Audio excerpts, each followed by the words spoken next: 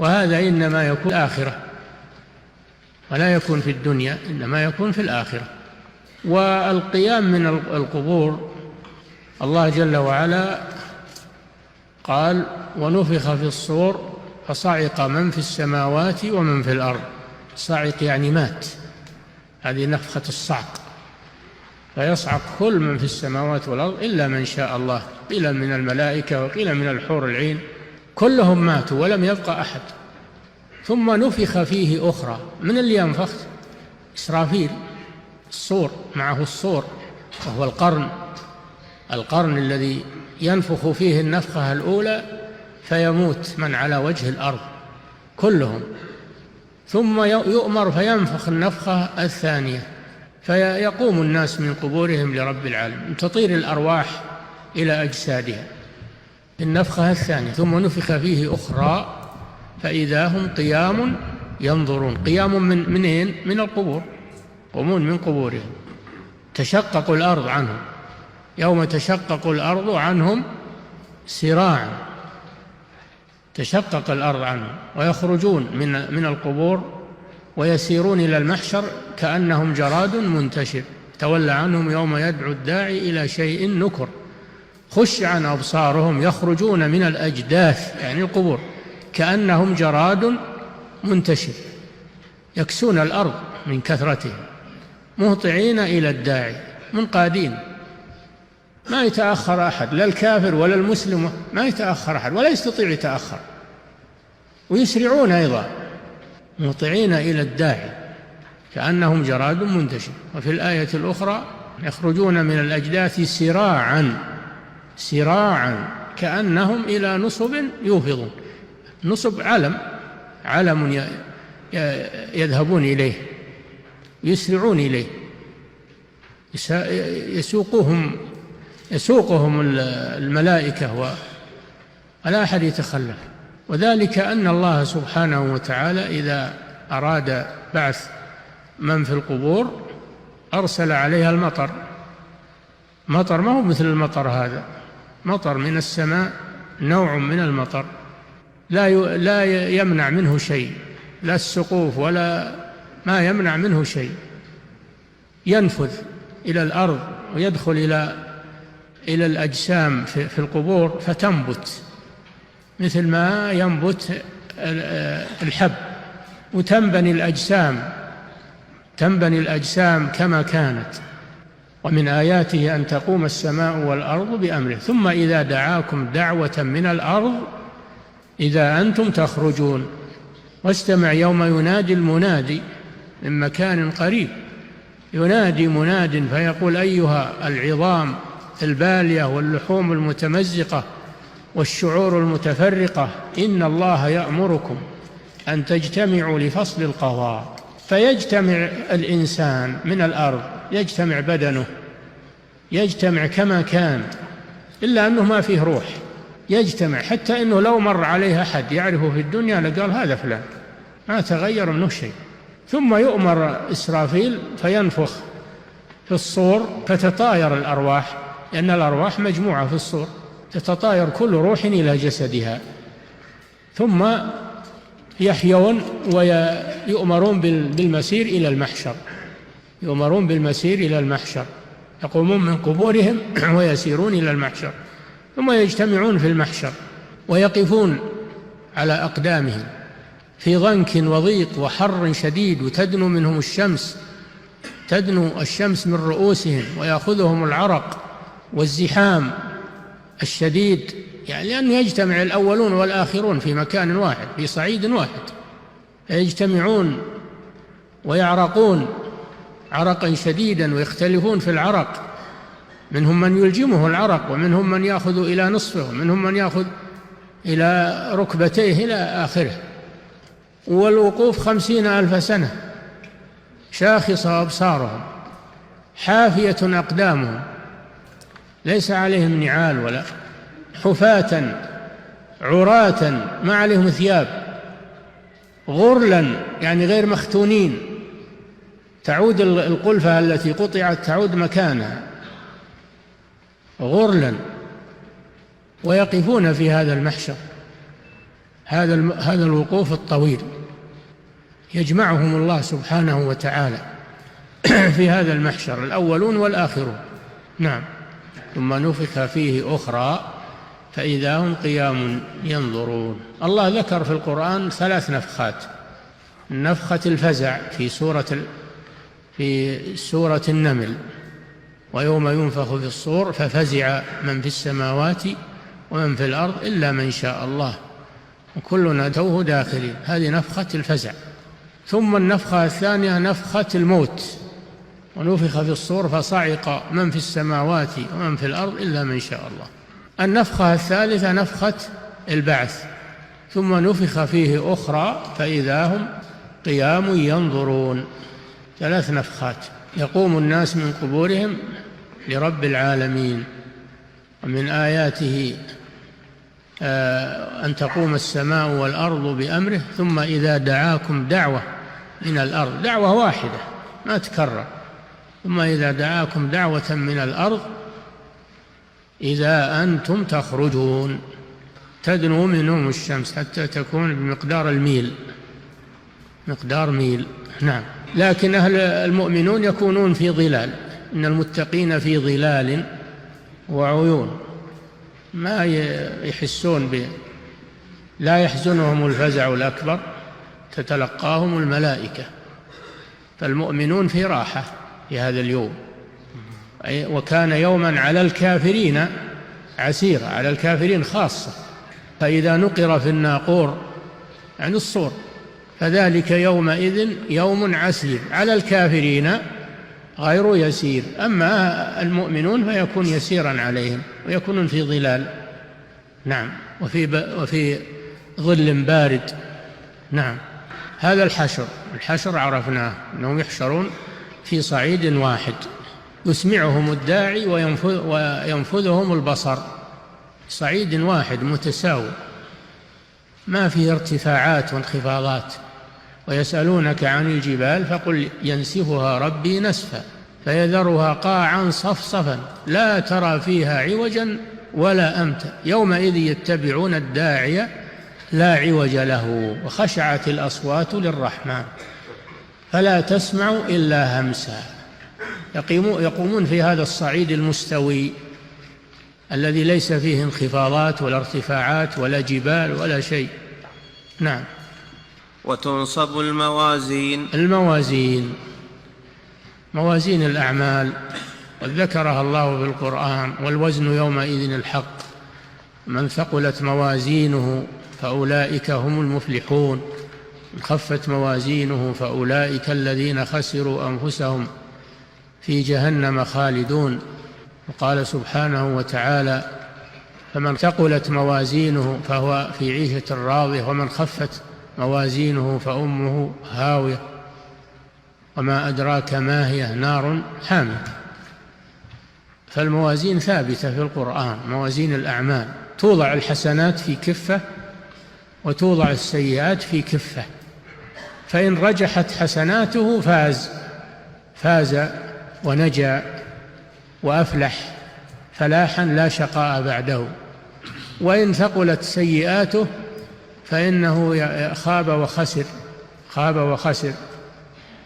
أولئك الذين خسروا أنفسهم بما كانوا بآياتنا يظلمون. وفي الآية الأخرى: ومن خفت موازينه فأولئك الذين خسروا أنفسهم في جهنم خالدون فأمه هاوية، ما أدراك ما هي، نار حامية. هذا موقف هائل، ما تدري يطيش ميزانك ولا يثقل، وسعادك وشقاوك تترتب على على ميزانك يوم القيامة.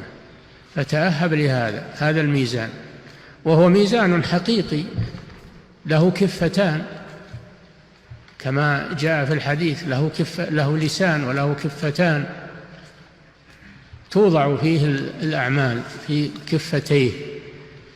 وهذا من عدل الله جل وعلا بين عباده، لا يظلم أحدا. نعم.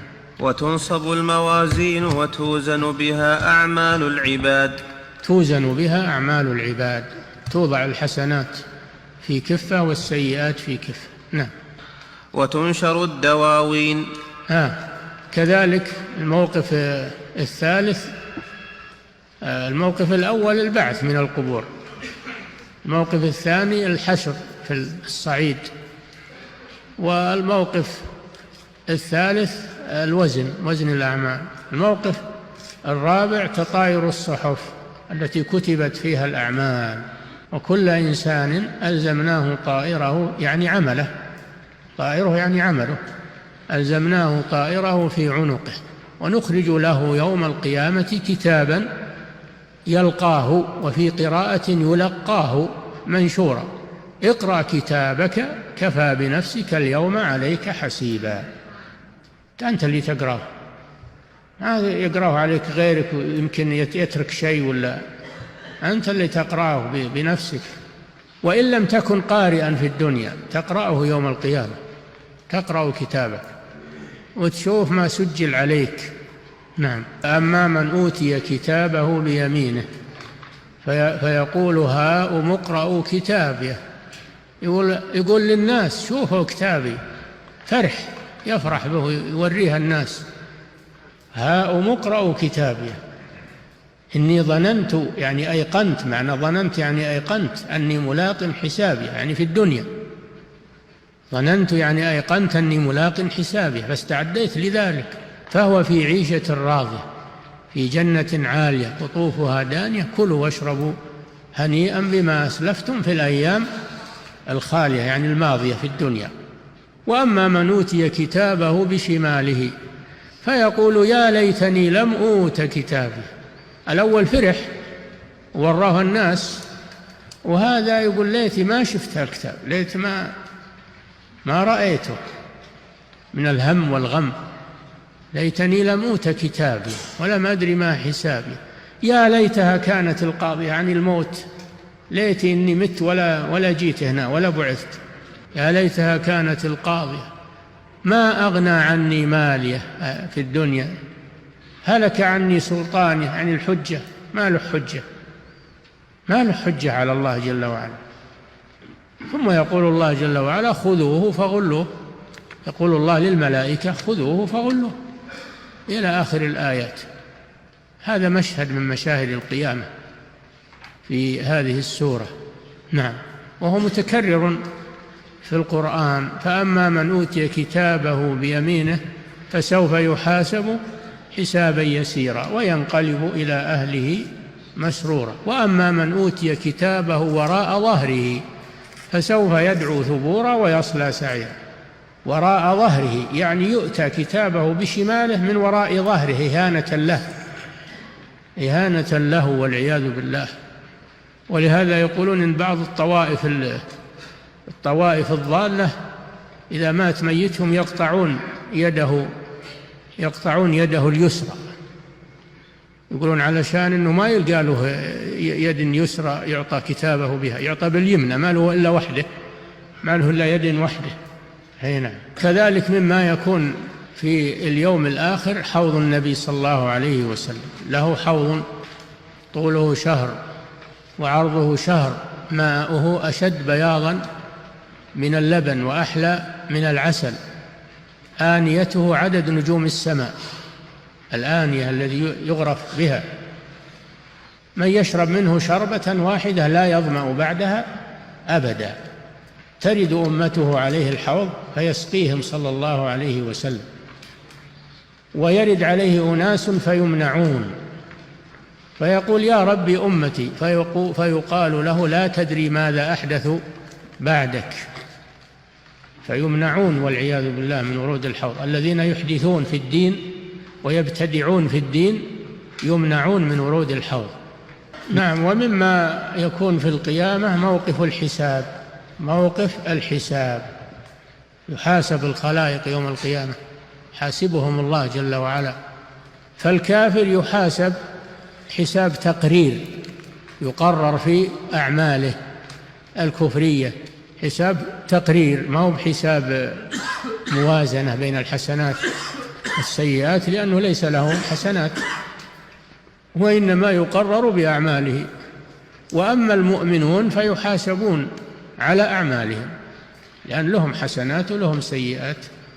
فمنهم من لا يحاسب يدخل الجنة بغير حساب، كما في حديث 70,000 الذين يدخلون الجنة بلا حساب ولا عذاب.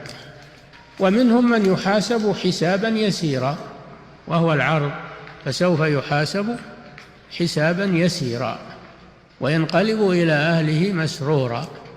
ومنهم من يناقش الحساب، يحاسب حساب مناقشة، والأول يحاسب حساب عرض فقط، حساب عرض يسير، وهذا يحاسب حساب مناقشة. قال صلى الله عليه وسلم: من نوقش الحساب عذب.